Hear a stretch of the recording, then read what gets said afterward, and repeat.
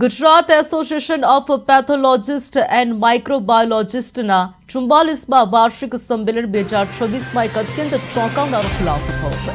એસોસિએશનના ચેરમેને દાવો કર્યો છે કે અમદાવાદ શહેરમાં અંદાજે 1000થી વધુ અને સમગ્ર ગુજરાતમાં 12,000 જેટલી ગેરકાયદેસર પેથોલોજી લેબોરેટરીઓ ધમધમી રહી છે, જે દર્દીઓના જીવ સાથે રમત રમી રહી છે.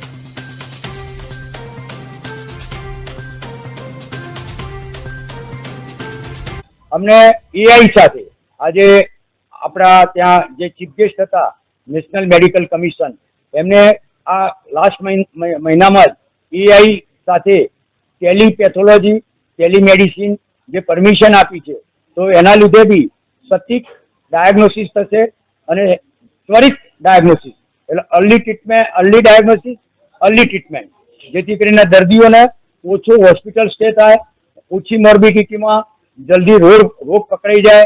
આ બધા જે ટેકનોલોજી એઆઈના લીધે ખૂબ જ અમને આ કોન્ફરન્સથી ફાયદો થયેલો છે. શું જે મેડિકલ ફેટર્નિટી જે છે એ ઘણો બધો ચેન્જ થઈ જશે, એટલે ફ્યુચર એના ઉપર જ એઆઈથી ડાયગ્નોસ્ટિક્સથી માંડીને ટ્રીટમેન્ટ જીન થેરેપી આવશે. એના લીધે દાખલા તરીકે ટાર્ગેટેડ થેરેપી થઈ જશે. અત્યારે જે થોડું મેડિસિન આખું જે ચાલે છે એમાં વધારે જે દર્દીને મેડિસિન લેવી પડતી હોય છે એ પણ ઓછી થઈ જશે. અમે લોકો જે પેથોલોજીસ્ટ છે અને માઇક્રોબાયોલોજી એમડી જે પેથોલોજી માઇક્રોબાયોલોજી છે એ લોકોએ બેઝિકલી એમબીબીએસ કર્યું છે.